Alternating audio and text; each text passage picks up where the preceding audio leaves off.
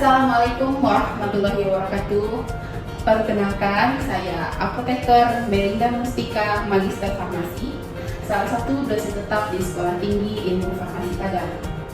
Pada kesempatan kali ini, saya akan memaparkan salah satu mata kuliah yang saya mampu, yaitu analisa makanan, obat herbal, dan kosmetika.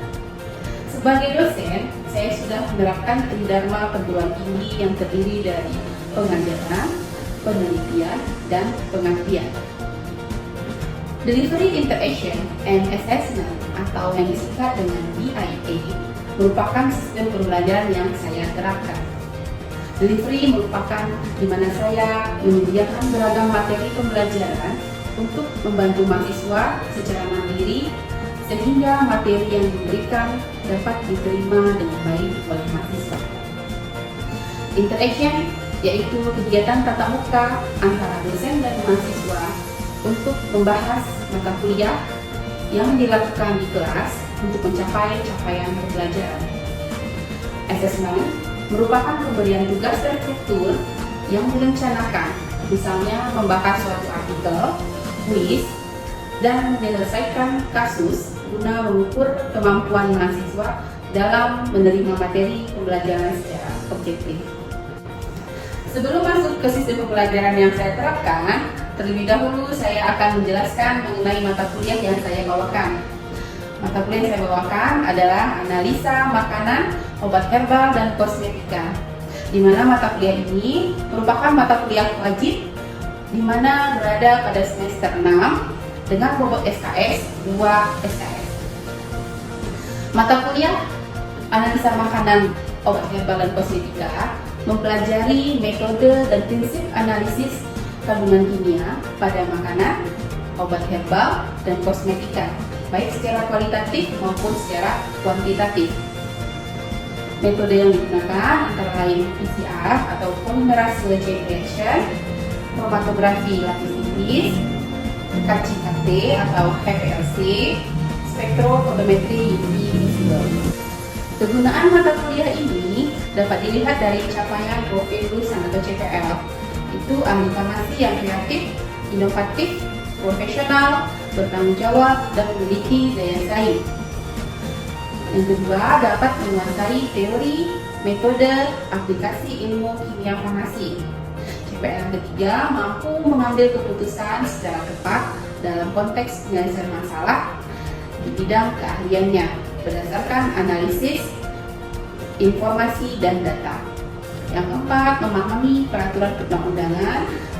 Yang kelima, mampu mengidentifikasi dan menyelesaikan masalah terkait obat, makanan, dan kosmetik berdasarkan analisis, informasi, dan data. Selanjutnya, saya akan menjelaskan aspek delivery yang berkaitan dengan mata kuliah yang saya bawakan. Saya harus menjelaskan capaian pembelajaran atau CPL ini, kemudian menurunkan capaian pembelajaran menjadi capaian pembelajaran mata kuliah atau CPMK, kemudian CPMK menurunkan ke sub CPMK. Adapun capaian pembelajaran dari mata kuliah ini, pertama, mahasiswa mampu menunjukkan sikap bertanggung jawab atas pekerjaan di bidang keahliannya secara mandiri. Kedua, menguasai konsep teoritis ilmu kimia analisis, kualitatif dan kuantitatif.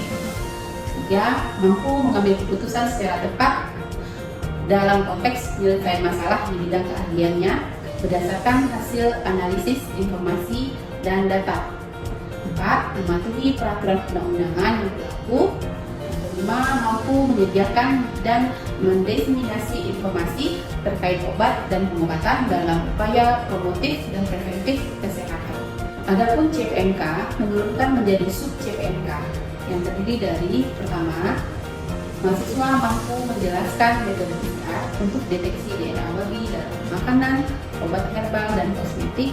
Dua, mahasiswa mampu menjelaskan penentuan aktivitas antioksidan dari sintesia atau ekstrak tanaman obat. Yang ketiga, mahasiswa mampu menjelaskan analisa kualitatif dan kuantitatif flavonoid total dari ekstrak tanaman obat. Yang keempat, mahasiswa mampu menjelaskan analisa kualitatif dan kuantitatif senyawa fenol total dari ekstrak ataupun sintesis tanaman obat. Yang kelima, analisa pewarna yang dilarang dalam kosmetik.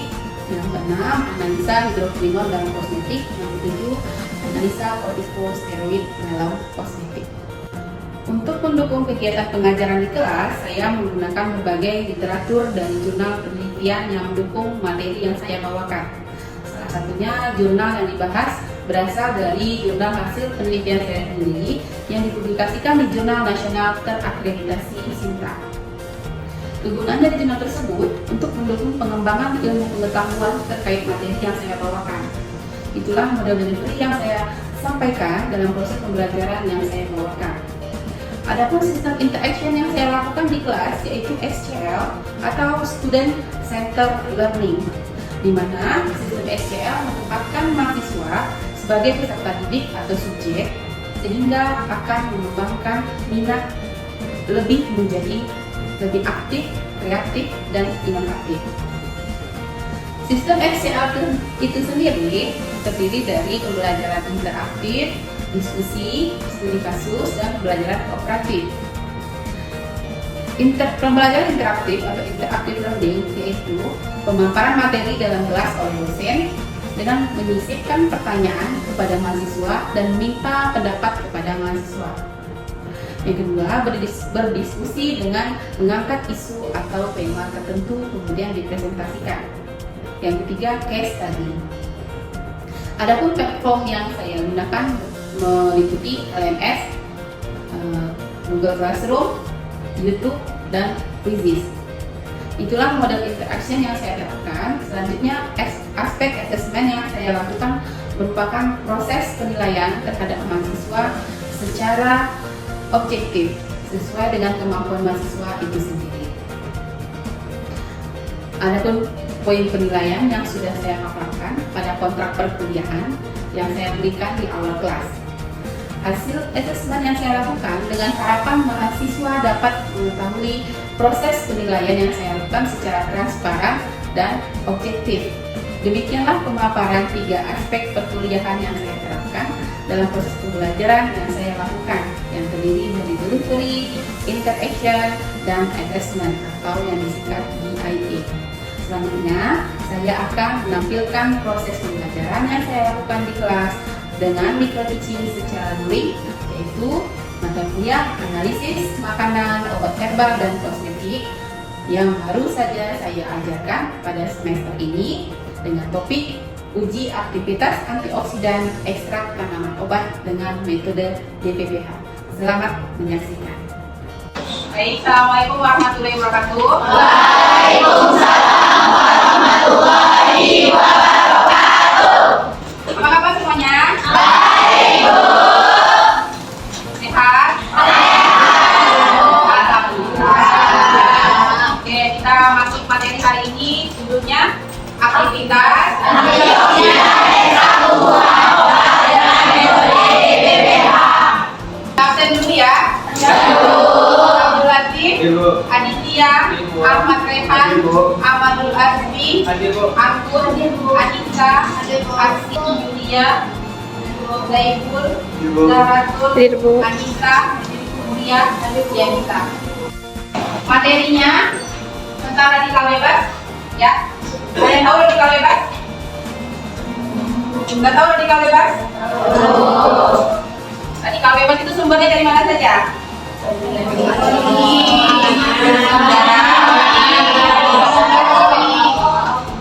Asap rokok,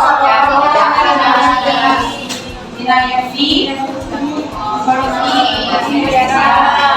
itu radikal bebas ya, menyebabkan kerusakan DNA. Sehingga kita butuh yang namanya senyawa anti oksidan, radikal bebas atau oksidan. Nakalnya adalah anti oksidan. Nah, apa saja efek negatif radikal bebas? Pertama ada kerusakan protein. Yang kedua, kerusakan antioksidan. Yang ketiga, Kerusakan DNA pada inti sel. oke. Mau nggak dapat efek negatif dari radikal bebas ini?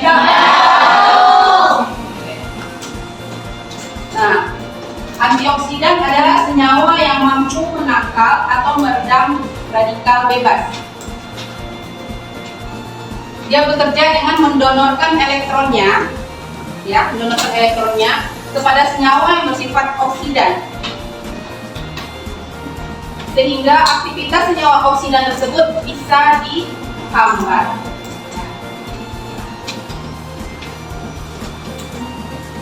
Manfaat antioksidan yang pertama, antioksidan diperlukan untuk mencegah kerusakan oksidatif yang disebabkan oleh radikal bebas. Kemudian yang kedua, stres oksidatif adalah kondisi ketidakseimbangan antara jumlah radikal bebas yang ada dengan jumlah antioksidan dalam tubuh. Kemudian antioksidan bersifat sangat mudah dioksidasi, sehingga radikal bebas akan mengoksidasi antioksidan dan melindungi molekul lain dalam sel dari kerusakan akibat oksidasi oleh radikal bebas. Nah, ini tadi yang dimaksud dengan oksidan, ya. Kita gunakan di sini DPPH atau nama lainnya apa?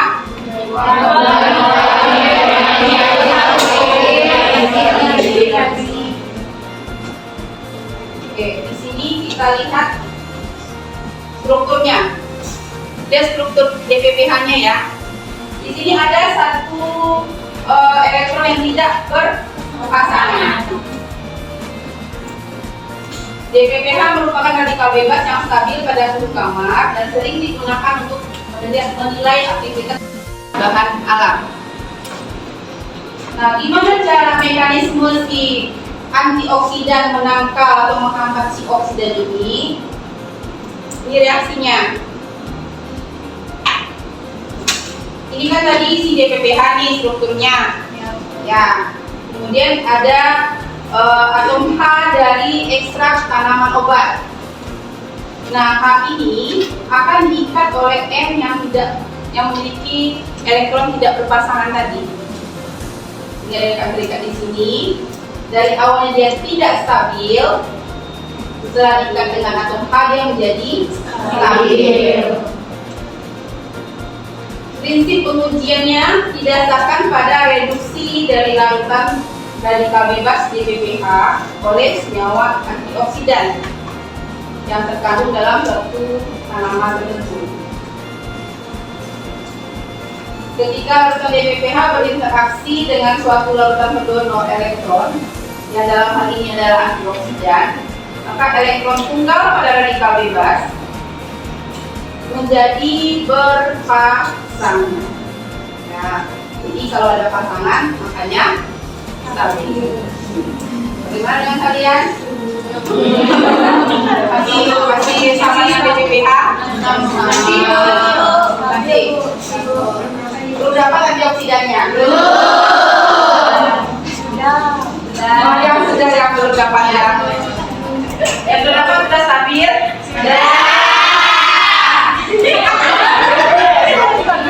Sama contoh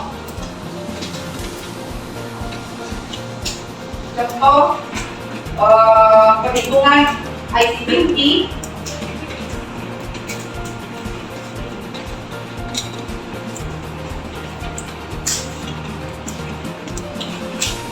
Pertama kita siapkan dulu larutan DPPH-nya dengan volume lebih kurang 10 mg yang dilarutkan dalam 100 ml metanol. Berapa konsentrasinya itu? 100 ml. 10 mg DPPH dalam 100 ml metanol, berarti ini konsentrasinya 100 mikrogram per ml. Ini kita makan larutan inti. Nah, dari 100 ini kita lakukan pengenceran menjadi 30 mikrogram per mililiter. Bagaimana caranya? Kita pengenceran P1,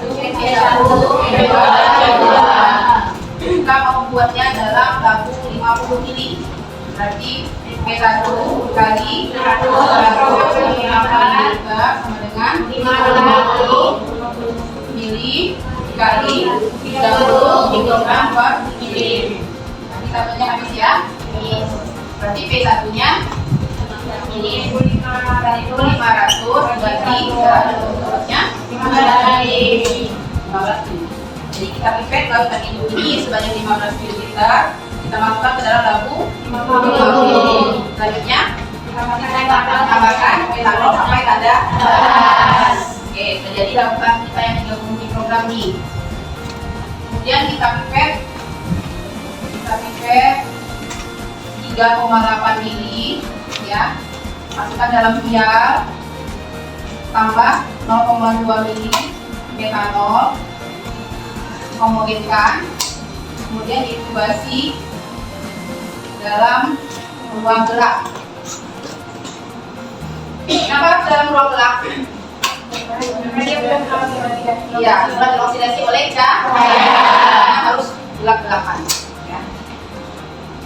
Kemudian setelah kita inkubasi, kita ukur absorban dengan spektrofotometer UV pada lambda 400 sampai 800 nanometer.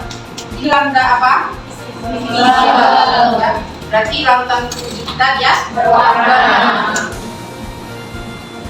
Oke, dan kita ukur absorbannya. Nah, kita dapatkanlah absorbannya itu di banyak gelombangnya 515,0 nanometer dengan absorban 0,654. Nah, ini panjang gelombang maksimum dBPH, ini absorban serapan maksimum dBPH. Ya. Panjang gelombang ini perlu kita tentukan karena kita akan mengukur absorban sampel kita pada panjang gelombang si dBPH. Ya, kita akan ukur sampel pada panjang gelombang dBPH. Maka kita tentukan dulu berapa panjang gelombang si dBPH. Sampai sini paham? Kita harus tentukan persen inhibisi dari masing-masing konsentrasi ini. Ya, kita masukkan ke dalam rumus. Absorban kontrol adalah absorban dBPH yang kita dapat dari pengukuran panjang gelombang maksimum tadi. Ya, berarti kalau sampelnya konsentrasi 4, gimana cara menghitungnya? 0,654 kurang 0,4 dikali. Coba hitung berapa dapatnya?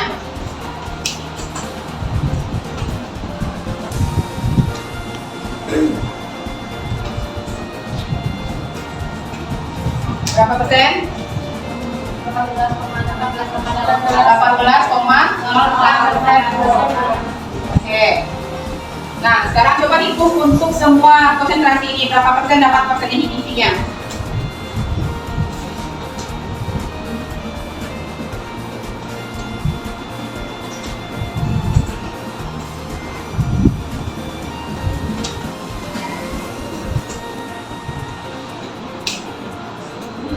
Yang 4, yang 8 berapa dapatnya? 27,37. Yang 12? 37,30. Yang 16? 46,11. Yang 20? 55,11. Oke.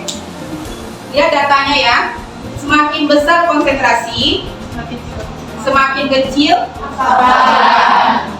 semakin besar inhibisi. Bisa menjelaskan kenapa ini? Ada yang bisa bantu menjelaskan? Semakin besar konsentrasi, semakin kecil absorbannya, tapi semakin besar persen inhibisinya. Persen inhibisi kita lihat di konsentrasi 20 sudah mencapai 55%. Tadi IC50 definisinya apa? Konsentrasi ekstrak yang dapat menghambat di konsentrasi 20 dia sudah mencapai 55. Berarti di konsentrasi 20 ini sudah tercapai persen inhibisi. Ya.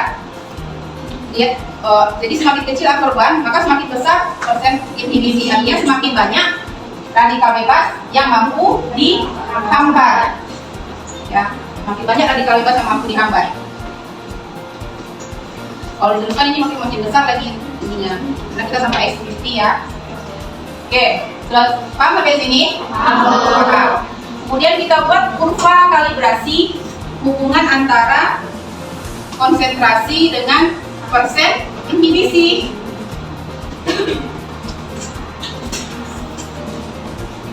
Ya, tadi 2, 4, 8, 10, 4,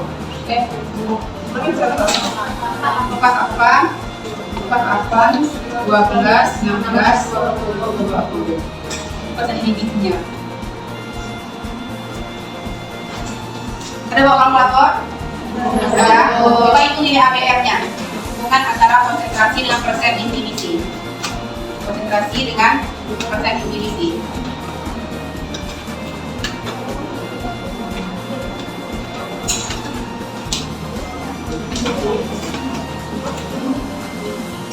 Nilai ABR-nya berapa? A, B, dan R.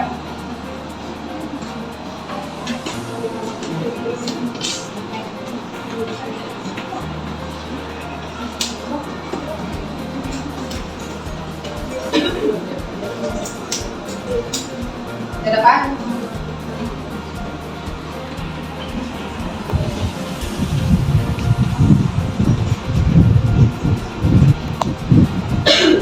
Berapa nilai A-nya?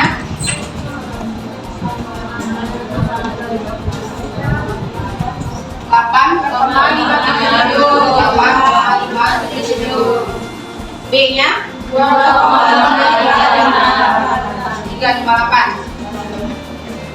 Oke, nilai R kuadratnya 0,999. Jadi dari nilai R ini kita bisa meyakinkan tanpa membuat garis ini bahwasanya kurva kita memiliki garis yang linear.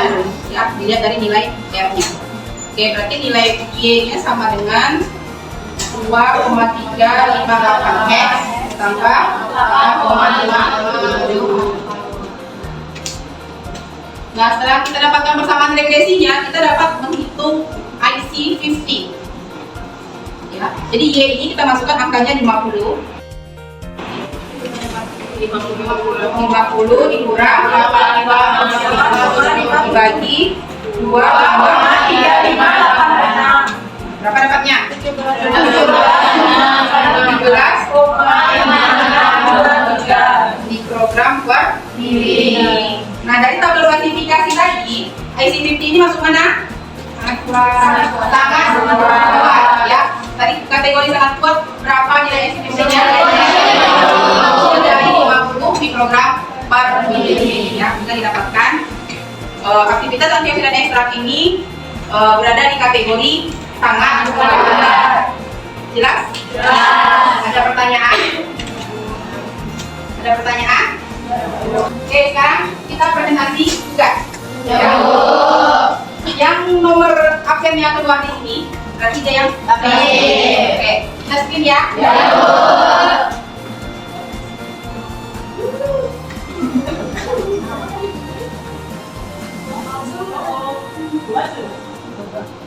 Ada yang nomor 22. Azura.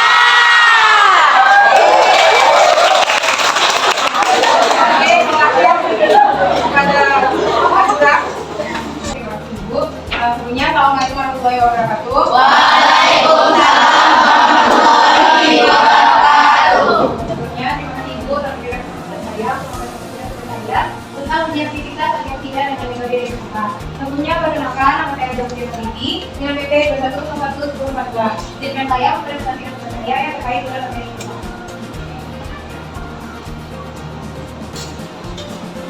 Dari sudut jurnal yang saya ambil, judulnya aktivitas antioksidan dari plant food atau familiar acid dengan metode PPH atau hubungan molecular 1 fikrial hidrazin. Bisa dilihat yang berwarna merah merupakan ekstrak dari etil aldehyat. Didapatkan persamaan regresi 4,095x tambah 19,74 dengan nilai R 0,84, di mana kurvanya juga tidak linear, sama jauh dari yang satu. Kemudian yang berwarna hijau merupakan ekstrak etanol dengan persamaan regresi ini sama dengan 9,414x tambah 1,492, di mana nilai R-nya 0,974. Dan dilihat juga bahwa kurvanya tidak linear. Kemudian yang vitamin C sebagai kontrol berwarna ungu dengan persamaan regresi 7,845x tambah 0,518 dengan R di mana kurva lumayan depresi, hampir lumayan linear, namun tidak terlalu linear. Karena bisa kita lihat kurva yang linear seperti garis yang berwarna hitam.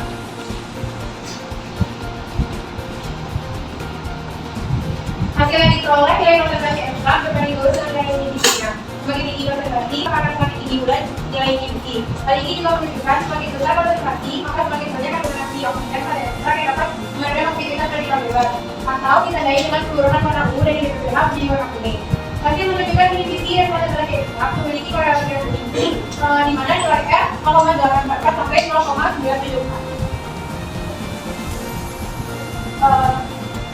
Berikut merupakan tabel dari nilai IC50 dari ekstrak air putih menggunakan bahan heksan yang diameter dan etanol setelah dimakan IC50 dari ekstrak air heksan sebesar 2,3,7846 ppm dan IC50 dari hasil latetan 11,217 ppm, IC50 dari ekstrak etanol 5,153 ppm, serta kontrol positif vitamin C nilai IC50-nya sebesar 6,285 ppm. Yang kedua, kadar polifenol dari ekstrak air putih yaitu NH 22%, hasil latetan 57,54%, etanol 6% yaitu 59,32%, serta nilai korelasi dari aktivitas antioksidan IC50 dan kadar polifenol yaitu 0,9. Dan dari hasil yang didapatkan tadi bisa dilihat bahwa IC50 yang paling tinggi merupakan dari metil asetat dan juga dari etanol. Sementara heksan IC50-nya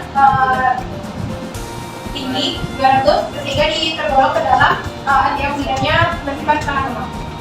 Oke, kenapa bisa berbeda seperti itu? Heksan, etil, sama etanol. Kenapa jauh berbeda yang heksan? Karena berarti senyawanya itu bersifat polar. Ya. Jadi yang sifat polarnya lebih banyak. Oke, yang tadi sifatnya siapa? Non-polar. Ya, sementara flavonoid itu sifatnya adalah polar. Jadi tidak banyak senyawa, jadi terpisah senyawa antara non-polar dengan yang polar. Ini kan non-polar. Makanya IC50-nya menjadi besar. Jika aktivitas antioksidannya menjadi lemah. Oke. Baik, itulah siapa presentasinya. Baik, sekian presentasi dari saya. Mohon maaf jika ada kesalahan. Terima kasih atas perhatiannya. Assalamualaikum warahmatullahi wabarakatuh. Waalaikumsalam warahmatullahi wabarakatuh. Akan masuk ke model berikut, cukup link-nya saja. Saya kita mulai ya.